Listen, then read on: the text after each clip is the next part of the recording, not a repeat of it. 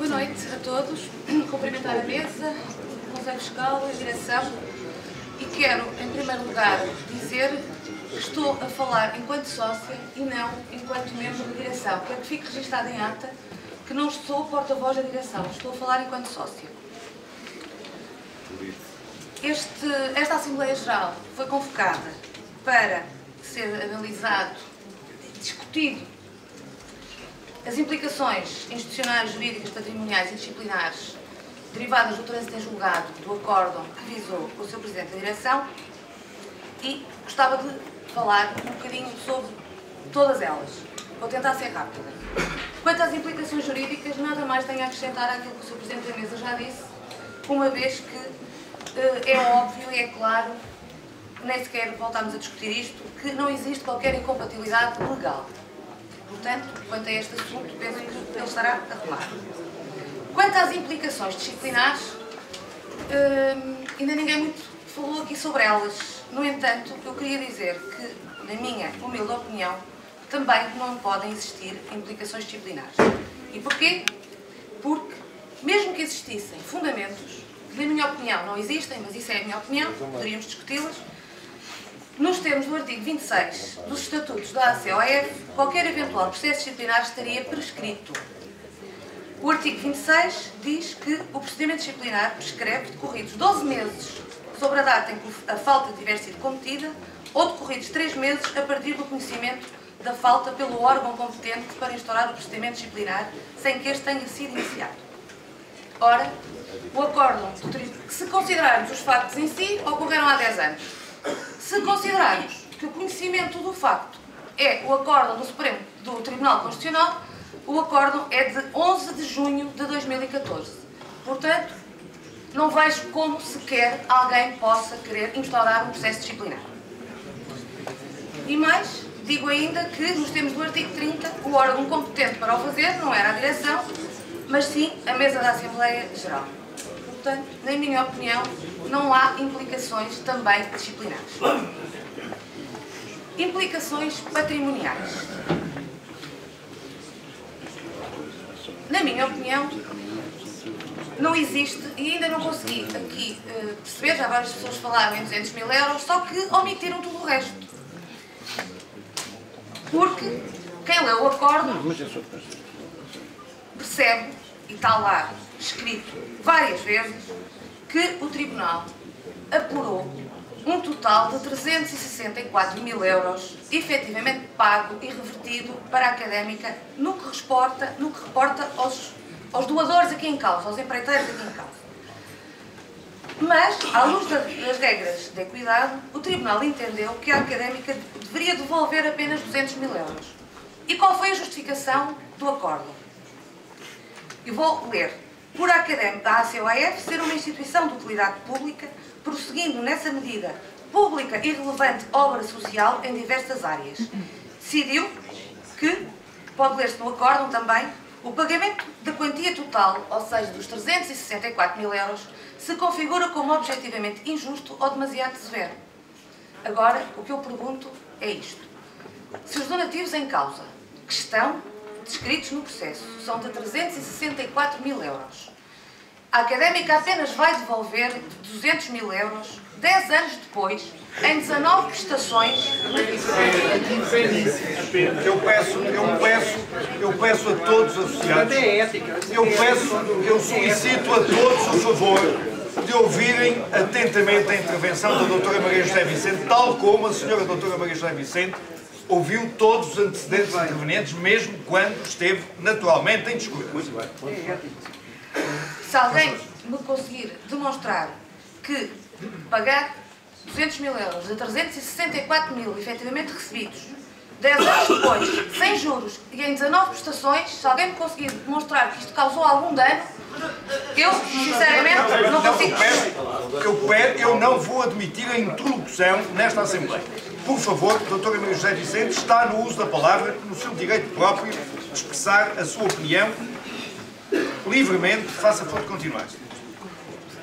E o que dizer ainda, também referidos no acórdão, de 3,5 milhões de empréstimos feitos à Académica, sem juros, a pagar quando a Académica pudesse, E eu pergunto, quem não gostaria de gerir a sua empresa ou a sua vida assim?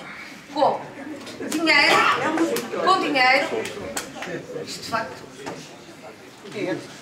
com dinheiro emprestado ou com dinheiro doado, dinheiro emprestado esse que devolve quando puder, paga quando puder, sem qualquer juro. Isto é prejuízo? Ou isto é um benefício? A senhora doutora Maria José Vicente ainda não acabou a sua intervenção. Eu peço o favor de tomarem nota do seguinte. Já aqui ouvimos intervenções que seguramente não agradaram à senhora doutora Maria José Vicente em função daquilo que ela nos está aqui a trazer. Basta ouvir. Seguramente que não lhe agradaram algumas das intervenções anteriores. O mesmo terá acontecido com o Sr. Presidente da Direção e com outros associados aqui presentes. E todos ouviram respeitosamente, sem importunar quem estava no uso da palavra. Portanto, eu peço encarecidamente o favor a todos os associados de ouvirem a associada que, enquanto tal, está no uso da palavra legitimamente até o final da sua intervenção. Muito obrigado a todos. Muito obrigado. Eu também gostaria que as pessoas que não querem ouvir, que saiam, por favor. Ou querem ouvir? José, peço desculpa. Isso é inadmissível. Isso é inadmissível. Eu peço o favor. Quem não quer ouvir... Quem dirige a Assembleia sou eu. Por favor. Desculpe lá. Por favor. Daqui a algum tempo dou por terminado a Assembleia. Se não houver condições para a manter, com respeito e com ordem. Estamos na académica. Há respeito, há solidariedade, há educação, há cortesia, mesmo na divergência. Muito bem, muito bem.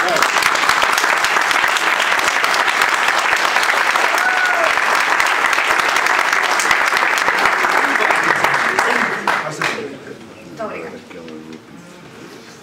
Fica, parece-me a mim, as implicações institucionais, onde estamos apenas a discutir questões morais. E numa coisa, eu acho que não estamos todos de acordo. Ninguém gosta que o Presidente da Académica tenha sido condenado. Eu também queria que isso não tivesse acontecido. Mas foi. É uma realidade. No entanto, ninguém quer aqui discutir o assunto do que aconteceu. Ninguém quer aqui discutir. Toda a gente fala que foi condenado, toda a gente sabe que foi condenado. Mas eu penso que é importante referir que o Presidente não foi condenado pelo crime pelo qual foi acusado. E para mim, pelo menos, faz uma diferença enorme. Porque o Presidente foi acusado por 7 crimes de corrupção, pacto ilícito e, ao fim, no acórdão final, no acórdão do Supremo Tribunal de Justiça, acabou condenado por um crime de corrupção passiva sem demonstração do ato concreto. Isto significa o quê? Significa que o Tribunal não conseguiu provar um facto ilícito. E faz, para mim, toda a diferença. O que é que ficou provado no acórdão? Ficou provado que recebeu donativos que reverteram para a Académica, situação que nem sequer seria crime se o Presidente não fosse, na época, Diretor Municipal da Administração do Território e alguns desses doadores não tivessem interesses urbanísticos na Câmara de Coimbra. Porque, também vos quero dizer, e isso está na contabilidade para quem quiser ver, que, para além destes 364 mil euros que foram donativos de pessoas que tinham interesses urbanísticos em curso na Câmara, entre 2003 e 2005 o Presidente José Eduardo Simões angariou 2,5 milhões de outros donativos, que não estes. Estes que estamos aqui a falar são apenas os 364 mil euros. Ou seja, isto não seria crime absolutamente nenhum se não fosse esses empreiteiros em concreto, dos 364 mil euros, terem processos na Câmara. E não posso deixar de dizer também que esta condenação nada tem a ver com a qualidade de Presidente. Porquê? Eu explico. Porque vamos imaginar que o Presidente José Eduardo Simões, o cidadão José Eduardo Simões, era diretor municipal do território. E o Presidente da Académica era outra pessoa qualquer, não interessa. O Presidente da Académica é esse que chegava ao pé do diretor municipal do território e dizia: nós estamos aflitos, precisamos de dinheiro, já se sabe que nas empresas de construção é que há dinheiro, vou lá se arranjas os donativos. E o Presidente da Académica arranjava os donativos e entregava ao Presidente da Académica. Mesmo assim, ele poderia ser condenado exatamente pelo mesmo crime. Portanto, o que é que isto quer dizer? Significa que não tem nada a ver com a qualidade de Presidente Académica. Ele poderia ser condenado exatamente pelo mesmo crime, mesmo que não fosse Presidente Académica. Quero também referir, porque penso que é importante e também consta do acordo, que alguns destes patrocinadores, se não quase todos, já eram patrocinadores da Académica antes do José Eduardo Simões ser Presidente da Académica. Já eram patrocinadores, já patrocinavam a Académica. Isto também consta no acordo.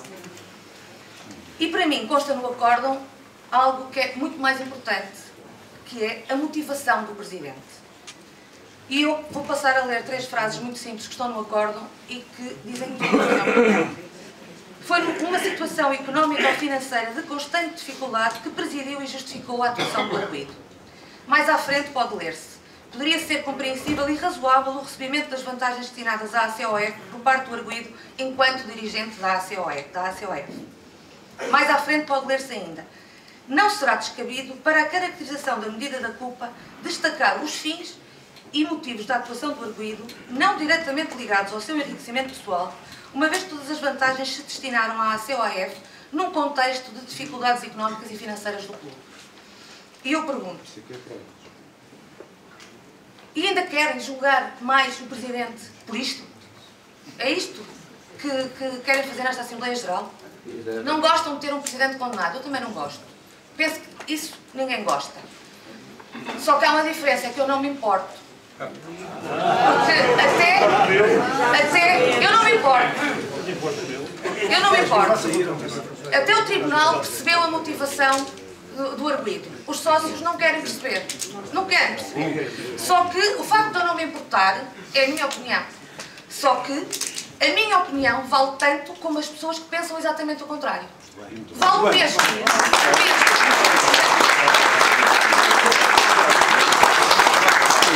Eu respeito a opinião de quem não acha isso, mas também tenho que respeitar a minha opinião.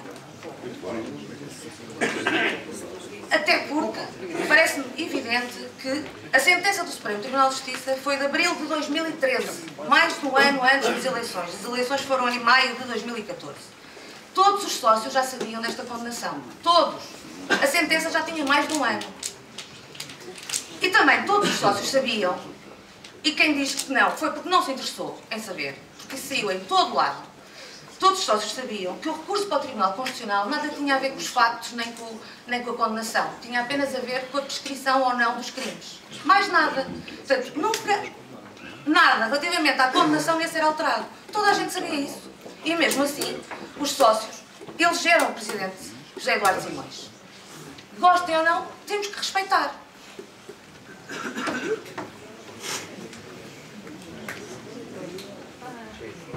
Porque eu acho que o Presidente José Eduardo Simões foi a pessoa que mais sofreu e que mais foi prejudicada com todo este processo.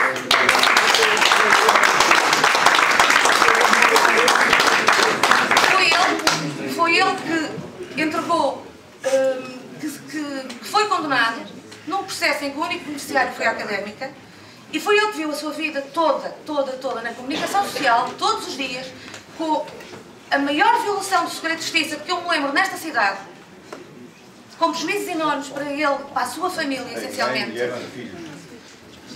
E agora eu pergunto, alguém, nas últimas eleições de maio, teria votado em sentido contrário por causa do trânsito em julgado da sentença?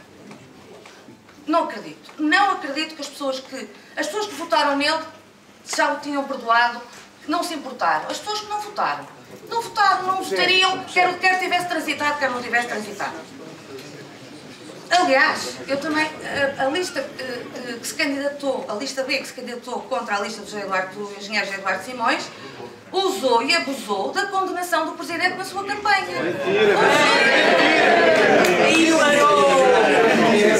Eu vi isso escrito. Aliás, ele foi intitulado em tudo o que era sítio pelo condenado Simões. Foi uma expressão usada e abusada por muita gente.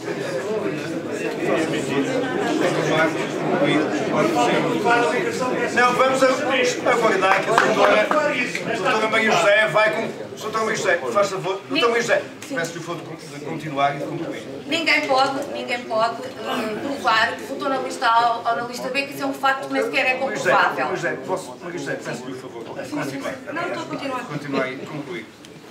Logo possível. E por questões morais, também gostaria de dizer o seguinte. Todos nós conhecemos muitas pessoas que praticaram crimes. Todos. Não acredito que não haja aqui ninguém que não conheça pessoas que tenham conduzido com excesso de álcool, que é crime. Que tenham fugido aos impostos, que é crime. Que tenham injuriado as outras pessoas, é crime. Que tenham difamado outras pessoas. Eu vejo crimes de difamação diariamente. E agora eu pergunto, qual é a diferença no plano moral entre as pessoas que são julgadas e condenadas e aquelas que praticam crimes e não chegam a ser julgadas e condenadas porque conseguiram fugir à justiça? É tirar consequências. Há alguma diferença? Doutora Maria José está no uso da palavra. No plano moral há alguma diferença entre uma situação e outra? Para mim não há. Para mim não há. Pelo contrário, aquela que foi julgada e condenada já teve um castigo bastante maior. O que eu espero dos meus amigos, da minha família e mesmo dos meus associados é que se eu um dia tiver um problema ou fizer algum disparate, o que eu espero deles é que eles me apoiem, que me perdoem e não que me julguem. É isso que eu espero dos meus.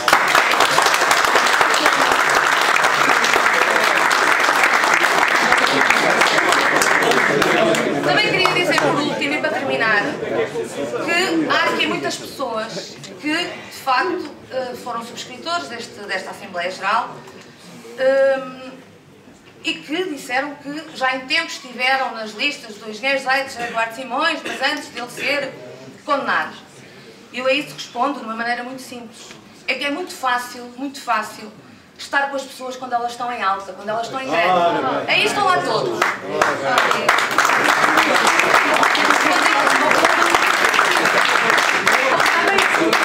Quando elas estão por baixo, quando elas precisam de apoio, quando elas precisam de ajuda, então sacodem a água do capote. Porque é muito mais fácil apontar o dedo do que dar a mão. Muito mais fácil.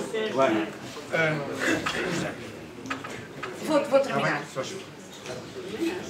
Gosto ou não da pessoa, penso que ninguém pode ficar indiferente ao trabalho e dedicação que ele tem feito nestes últimos 10 anos. Muito obrigada por me ouvirem.